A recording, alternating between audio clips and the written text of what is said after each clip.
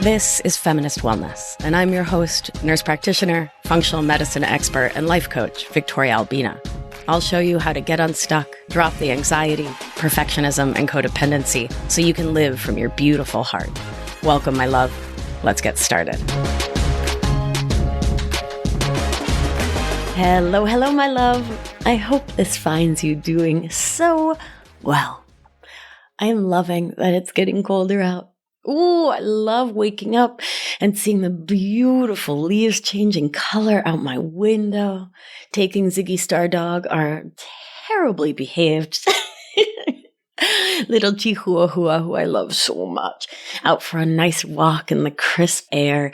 It's been a really beautiful thing we've been doing for quite a while now, to take these morning walks. And it's just such a lovely time for Billy and I to connect, to just be together and just enjoy moving our bodies and getting some sunlight on our faces. You know, it's really important for your sleep, for your circadian rhythm, to get sunlight on your beautiful face first thing in the morning, preferably within a half hour of waking up when that's possible. And so that's been really helpful for both of us. I personally have a PhD in sleeping from the Snorbonne. Okay, that's a joke I made up when I was like 13 or 14. And I think it's just about as funny now as it was then, like fully grown worthy. But I still like to repeat it because studies show that I am really cheesy. I'm really cheesy. I love a terrible joke. One of the things we do, we haven't done it in a minute, we should do it again, is we used to have these like terrible joke parties in Anchored. We originally called them dad jokes because like that's a genre, but like terrible jokes aren't just for dads. I'm going to put it out there. You know what I mean? Like, what do you call a cow with no legs? That's right, ground beef. I love terrible jokes. Jeez, I'm so cheesy. Anyway, yeah, I have a PhD in sleeping, and getting that morning sunlight helps me sleep even better, much more better. So you can't knock it. And, you know, that no screens in nature, just walking time is just really beautiful. Yeah, I'm just really rolling around in so much gratitude. The world is a flaming dumpster fire in so many ways. And I'm just doing what I can here in my little corner, making my phone calls, donating, talking to people, having conversations, coaching, supporting people in being embodied and living the best lives they can in this moment. It's what I can do, right? So, functional freeze. Last week, we talked all about this mixed nervous system state, and we're going to talk about it again. It is an experience that is super duper common for those of us living in the experience of emotional outsourcing, which is the umbrella term we use here at Feminist Wellness for codependent, perfectionist, and people-pleasing thought habits. And this experience of functional freeze definitely overlaps with the experience of folks with a trauma history.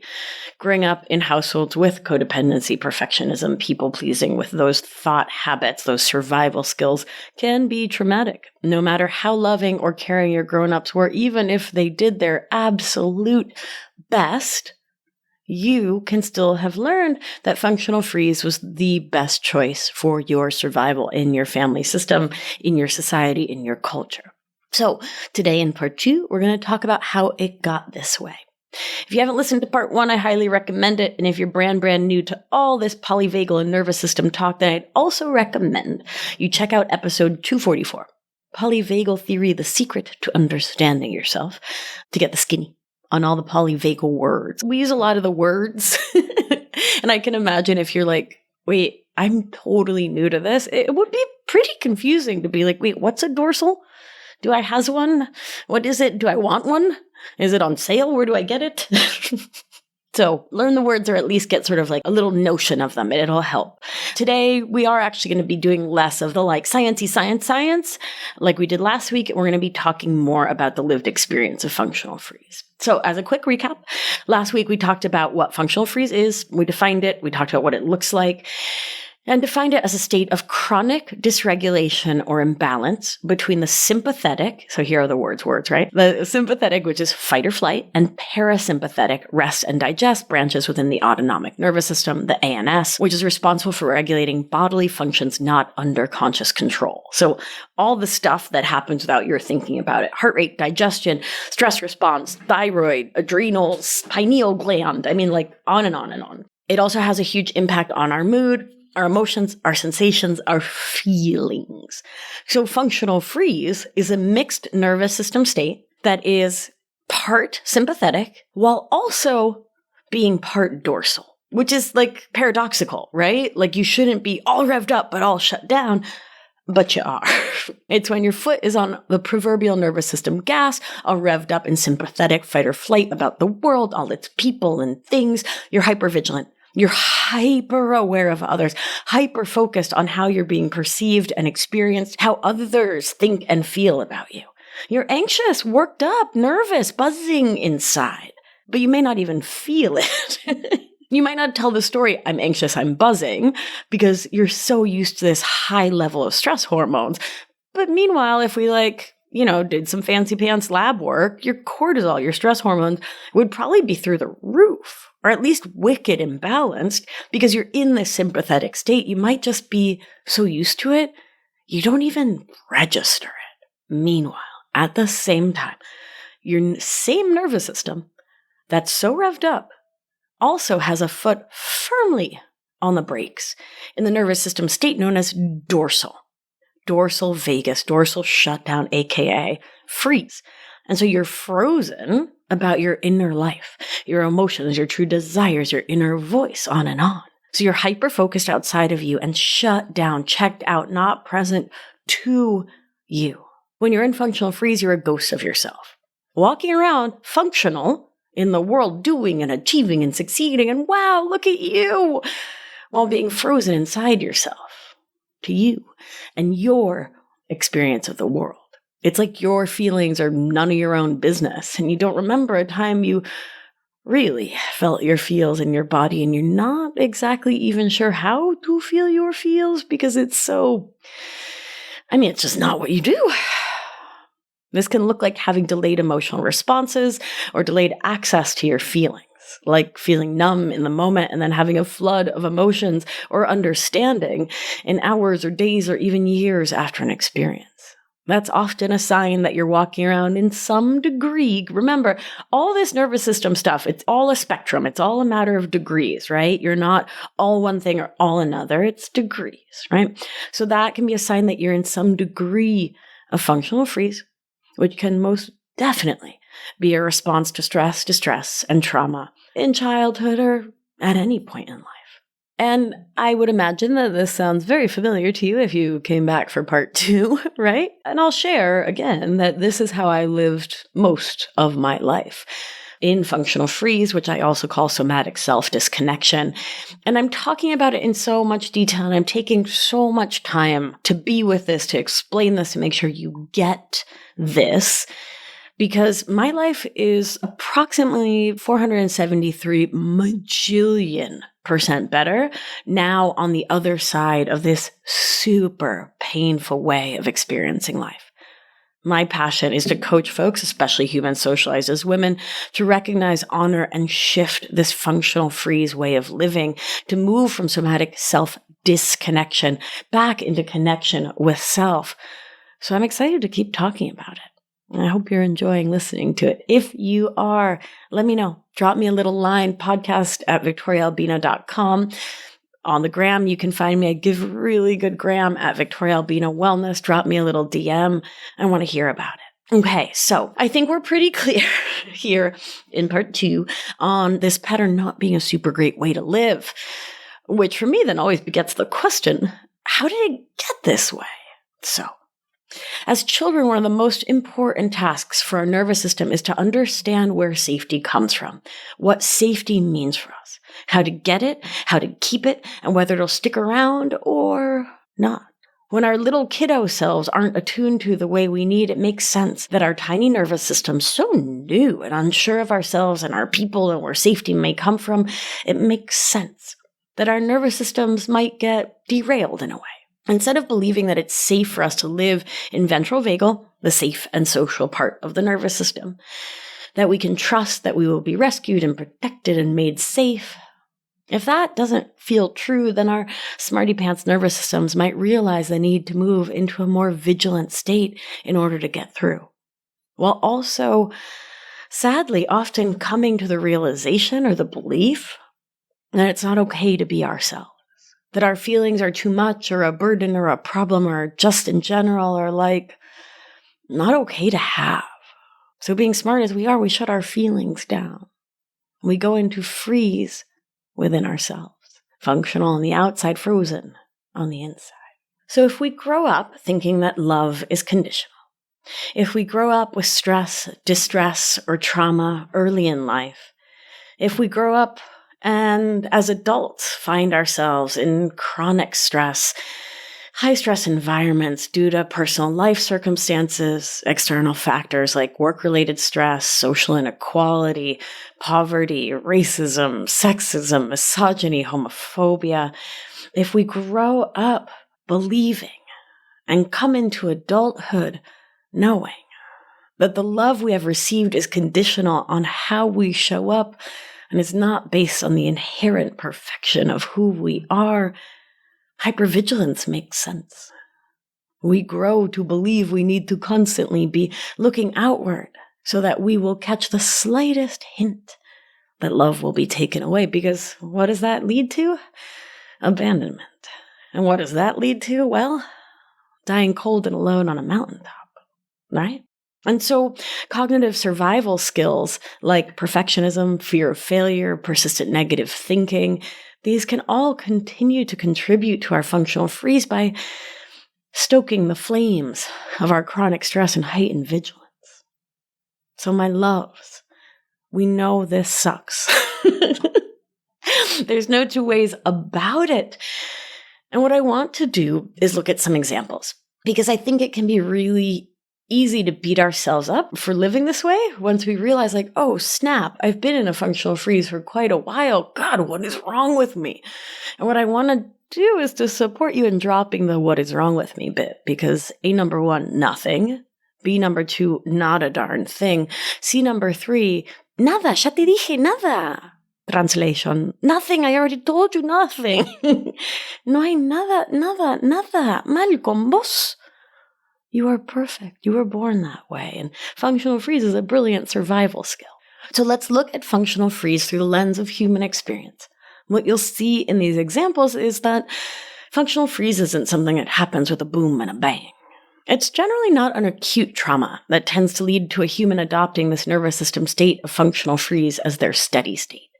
But rather, it's generally a slow burn of being misattuned to, ignored, thought less of, not given true loving care, or being smothered by overreacting parents. Even good and loving parents can unwittingly create an environment where their kids don't feel seen or heard without even knowing it. There's also the complexity here of living in marginalized bodies in systems that don't actually want you to survive. So, let's start with Naomi. She grew up in a family of academics. Both her parents were university professors, and dinner table conversations were generally around pretty snooty mug things, scholarly achievements and pursuits, more hoity-toity than kid-focused for sure. Her home was filled with more books than toys. Her parents had written a bunch of those books, and her parents made it pretty well known that they really wanted a quiet home, and for there to be no child fingerprints on their first editions. Their living room had more awards and citations than family photos, and from a young age, Naomi was groomed to excel academically, attending top-tier prep schools and participating in really nerdy pursuits like international science Olympiads and other deep nerditry. Since her parents were busy at school, Naomi spent a lot of time in the care of babysitters and at after-school programs, and felt like her parents didn't really care about her as a person. Family dinners were less about the family and more about renowned scientists, authors, and researchers often graced her family dinner, It was not uncommon for young Naomi to be asked about her recent test scores or what she was studying or what fancy thing she wanted to be when she grew up. Her parents celebrated her achievements with praise, but rarely acknowledged her as a person beyond what she had accomplished. On rare occasions when she'd bring up her passion for painting or her recent weekend hike or all the poetry she was enjoying writing, she was met with dismissive remarks or was overshadowed by discussions about achievements. And the topic would quickly revert to academia, or worse for her young nervous system, she'd say, "I love this thing I've been painting," and the room would go silent. Her parents, while well-meaning, were emotionally distant. Feelings, emotions, or discussions about well-being were seldom on the table. Her parents' own relationship was characterized by silent treatments and passive-aggressive behaviors, and her mom often tried to triangulate with her, trying to get Naomi on her side about what a jerk her dad is, all of which Naomi internalized as normal. Her childhood was marked with thoughts like, if it's not about success or achievement, it's not worth sharing. I need to be perfect to earn their attention. Maybe if I excel more, they'll be happier in their lives. They only care about school stuff, not who I really am. My paintings just don't matter to them. Why bother talking if they don't listen? And the one I find the most painful, I won't be loved for my real self, my artist self. So I better figure out someone else to be, quick. And that's generally more of a subconscious thought. Similar ones were definitely subconscious for me. I didn't realize I was thinking of them. That's the beauty of thought work, right? It helps us to actually see the subconscious thoughts rolling around, creating our lives. And thoughts like that deeply impact the trajectory of our lives. It's what guides our experience of being us in the world and in our families. These kinds of thoughts led to feelings like loneliness, a pressure to achieve, a deep yearning for genuine connection, which is holding hands in her psyche with, I can never have real connection as my true self. That, paired with self-doubt and low self-worth, led Naomi to really step away from being her in the world. These kinds of feelings led to actions like questioning her worth and capacity. Despite being multi-talented, she only pursued activities that would gain her parental approval. She smartly learned to live in a false self, keeping her real self at bay, frozen in her chest. As she entered her teen years, she was president of her school's honor society, regular participant in debate championships. These achievements finally made her parents smile, but also deepened her sense of isolation for them. Because while they were beaming at her, she was gaining their love by being someone she really wasn't. The more she accomplished, the more isolated she felt from her peers, too. She hesitated to invite her friends over, fearing they'd be quizzed about their academic pursuits, because they often were. And it was so cringe and awkward that Naomi preferred loneliness to the experience of her friends' discomfort and the rejection she knew would follow. Now in her 30s, Naomi excels in her career at a top-tier consultancy, but struggles in social settings. Her benchmark for relationships were skewed from jump. She believed that love was transactional, based on what one could bring to the table, primarily in terms of accomplishments. Deep down, she struggled with the fear of being seen beyond her achievements because she didn't think anything beyond that mattered. In social settings, especially where personal discussions took the forefront, she would totally freeze and would default to talking about snooty mug stuff, avoiding anything personal. This freeze was her defense mechanism, a way to shield her vulnerable self from potential judgment or the pain of perceived inadequacy. During corporate events, if conversations shifted away from work, she withdrew. In romantic relationships, emotional intimacy made Naomi feel trapped and kind of panicky. Unable to express or even generally recognize her feelings, she would go into a state of shutdown, causing her partners to feel that she was distant, not fully present, which she wasn't. She wasn't there. She was there, but she wasn't there. She went on a series of first dates, but they seldom progressed further. She struggled to share personal anecdotes or to engage in lighter, non-academic conversations because they were never modeled for her. They were never supported. It was never okay to just be her. She identifies with all three components of emotional outsourcing: codependency, perfectionism, and people-pleasing. Those thought habits are all her norm, and she lives deep in functional freeze thanks to her childhood experience. Next up is Elena. She was raised in a blue-collar suburb in a tight-knit community where everyone knew everyone. Her parents both worked long hours and manual jobs to keep the family afloat. She had 4 older siblings, making her the baby of the family. Her household was a cacophony of activity, with family members from cousins to grandparents, aunts, uncles, always coming and going. Which, side note, makes me think of being a little kiddo in Argentina. Lots of generations in the same household. Totally has its benefits for sure. Sadly, Elena's parents, always tired from their demanding jobs, had little time or energy left for in-depth conversations or emotional check-ins with their 5 kiddos.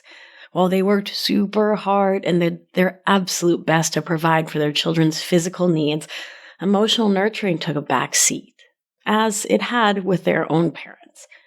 Elena's parents didn't know any other way to parent or to be in the world. Arguments between family members were frequent. They were always loud and short-lived, with no subsequent discussions or resolutions, just bursts of screaming, maybe a punch on the shoulder, and back to cooking dinner and laughing. An emotional arc that was a bit steep for Elena's tender nervous system. As a kid, she had thoughts like, it's best to stay quiet and not add to the noise. If I speak up, it might just cause another fight. I can't be a burden to my family. My parents are already working so hard. And the subconscious thought, conflict is scary and never gets resolved, just ignored, and I don't matter in this household. Overwhelmed by the chaos, a powerful longing to be noticed and a fear of causing conflict were Elena's big feels as a kid. Growing up, she often felt invisible amidst the bustle of her family. In school, she naturally gravitated towards similarly quiet peers. Their friendships were characterized by mutual understanding, but also a shared hesitancy to delve deeper or share personal feelings. As she grew older, she became adept at being the peacemaker in any group, often suppressing her own feelings or opinions to maintain harmony, continuing to avoid conflict like a champ. From her fear of loud confrontations and mostly her fear of the lack of processing or closure after fights, which was the norm in her childhood, Elena's nervous system would do my favorite combo, the functional freeze fun experience, which, for the record, really sucks. And she would often agree with her partners on everything, fearing that asserting her own desires or opinions would lead to conflict or abandonment, because that's what she learned in childhood. And this, in turn, made friendships and romantic relationships alike quite challenging. At the same time, her nervous system only felt really safe when there was another person around. So Elena was a chronic dater, chain-smoking dates, moving from one partner to the next, to the next, to the next, to the next, out of a deep fear of being alone, combined with a low capacity to be present with others in a deep way, leading to let's just call it a hot mess, shall we? In situations that required personal sharing or confrontation, Elena would withdraw. If a topic got too personal, or she felt her opinion might be unpopular, or would even just bother one person, she'd blank out. Unable to find words or form thoughts, this classic functional freeze experience left Elena feeling like her body couldn't be trusted. Meanwhile, this was her body's way of protecting her from the perceived threat of conflict or negative attention. This happened in her romantic relationships. She couldn't remember what she said in a heated moment or what her partner said. She had no idea what was really going on because she would go so deep into freeze. And this would often lead to even bigger blow-ups, as Elena often picked dates who were large and intense personalities. The stressor of her childhood was also what her nervous system knew best, and thus gravitated towards, because that's what nervous systems do. Over time, this functional freeze response meant that Elena often felt disconnected in social settings, and friends and partners felt like she was holding back or not fully present, leading to misunderstandings and feelings of isolation. Meanwhile, her hypervigilant sympathetic state led to a lifetime of bellyaches, muscle pain, and a creeping, icky anxiety when she was with other people. Functional freeze city over here. Poor sweet Elena. I want to hug her up, consensually, of course, but that's challenging, right? And now on to Rachel. Rachel grew up in a small town. the middle child between an older brother, Max, and a younger sister, Katie. The family lived comfortably. Pops was the manager at a local factory, and their mama stayed home to raise the kiddos. Her mother was a dominating force in the household and had all of the big feelings, lots of them. And because she herself was living that emotional outsourcing life and was rather emotionally immature, Rachel's mom would seem totally fine, thank you, and then big feelings would come out of nowhere fast. She had a habit for reacting intensely to rather minor events when they would be that last straw on her invisible knapsack of stress and overwhelm. Rachel knew she could count on not knowing how her mom would react. Unpredictability was the theme of her childhood, while overreactivity was also the theme. So that's a real setup for functional freeze, am I right? An accidental spill of a cup of milk at the dinner table could lead to a shouting match. An A-? An A- on a school report could cause a week's worth of weird, yucky, passive-aggressive comments like, "With all I do for you, you can't even seem to apply yourself at school." Rachel's mom would mutter these kind of things while collecting Rachel's laundry off the floor, something Rachel had offered 8 times to do herself. Her mom would complain about doing the laundry too, while never actually taking Rachel up on her offer to lend a hand. You see the emotional outsourcing there, right? Rachel's mom is a perfect example of the self-abandonment cycle. So if you haven't heard those episodes, I'll listen to the rest of this and then go listen to 163 and 164, the self-abandonment cycle and healing the self-abandonment cycle. It is such a pivotal part of emotional outsourcing and really does play into functional freeze. So learn about it. It's good stuff. So Rachel was like, "Mom, I'll do the laundry. You don't have to do it." Her mom was like, "Oh, but I do." And would just insist on doing it and get resentful, and then would use that as part of her passive-aggressive ammunition against Rachel. That's a lot, right? Ugh, jeez. Also, her mom was very judgmental and controlling when it came to appearances, frequently commenting on Rachel's weight, her food choices, really pushing her to do sports that she had absolutely no interest in, really with the main goal of trying to get Rachel to lose weight, while often making lousy, painful comparisons to Rachel's friends or even celebrities. Meanwhile, Max, her older brother, seemed to live under a completely different set of rules. He was celebrated for every minor achievement and was rarely reprimanded, even for very significant missteps. Rachel's mom could also be counted on to overreact and have just really, really large feelings about small things that were really all about how she was feeling and not her kid's experience. So an example of this is if one of the kids, let's say they were playing outside and somebody fell and was like, "Ouch, I hurt myself." Her reaction was so enormous. "Oh my God, are you okay? What happened? Let me look at it. Do you need to go to the doctors?"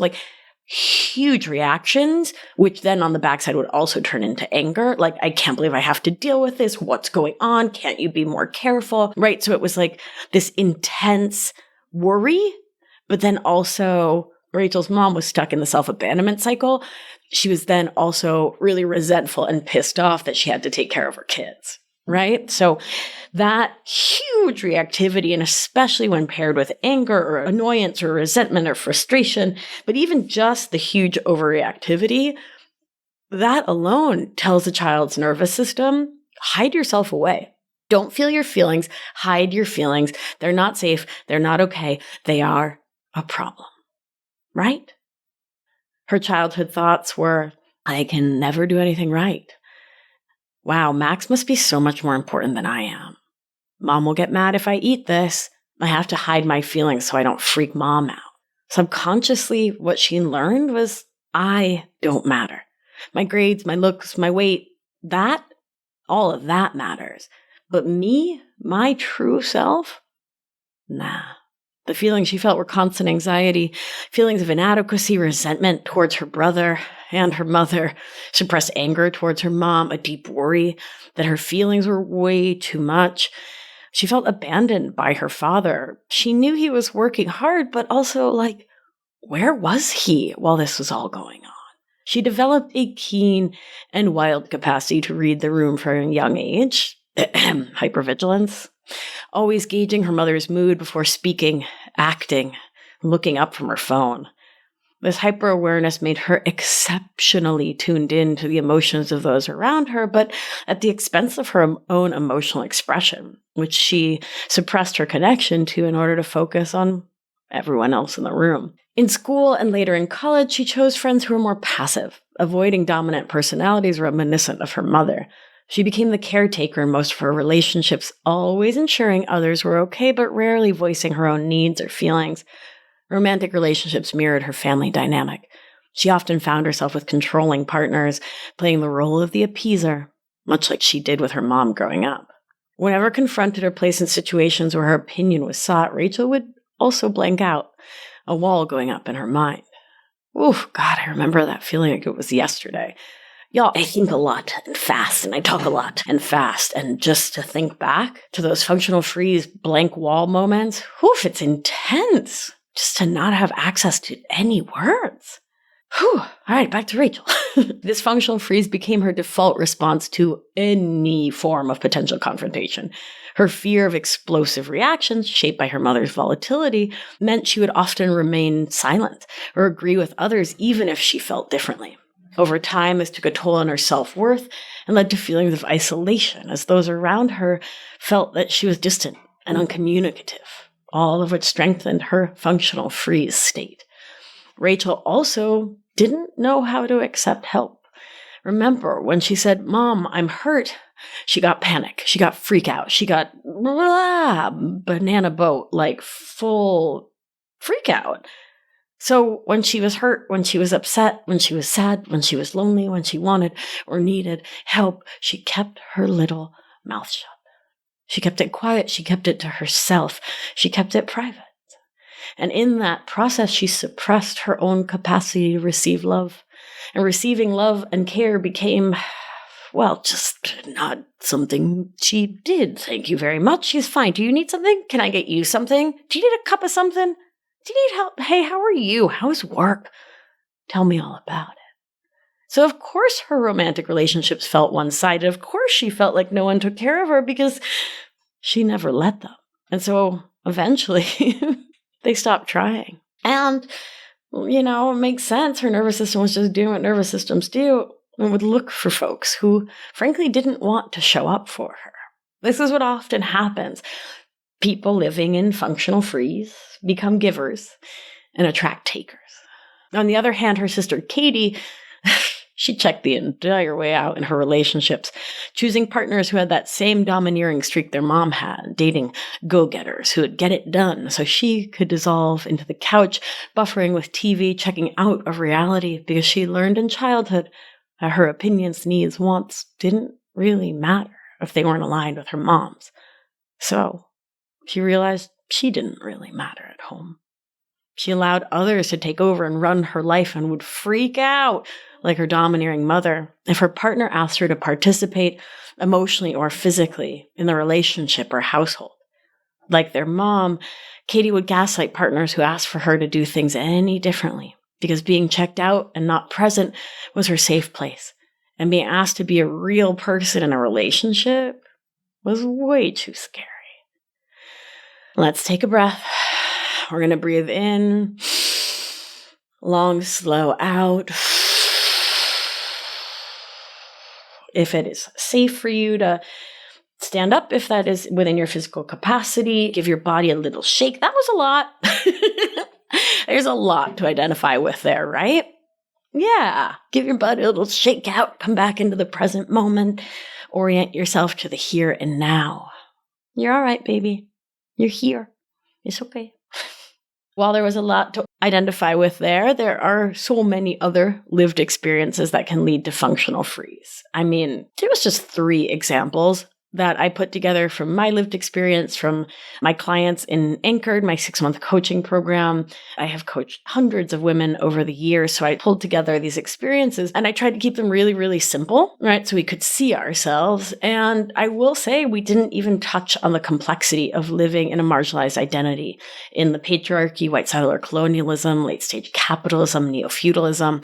We didn't talk about what that does to a nervous system. That's some complex business for sure that we talk about a little bit pretty much every week. But it's huge, right? The impact of systems of oppression on our nervous system, on our functional capacity to be with ourselves, present in our physiology or not. I mean, ancestral trauma, it plays a massive role in our experience of functional freeze and fawning. And right now, we are really looking to understand the basics of what this nervous system state and experience looks like, so we can start to see ourselves and the people we love, so we can start to shift. So, my loves, we are going to pause here. Let this marinate. Let this soak in. Let your nervous system create a little space to actually hear this, identify with it, see yourself, possibly be like, ooh, it me, or whatever. It's somebody I love. And next week, we're going to talk a little bit more about how all of this impacts our everything. And of course, we're going to start moving towards remedies, because it's really important to know that there's hope, that there's the possibility for change. I'll remind you that this was my whole life, was living in functional freeze and fawn. It was just what I did. And life's really different now, and I'm really grateful. So take heart, dear one. Take heart, my sweet love. Really, truly, life can get so much more better.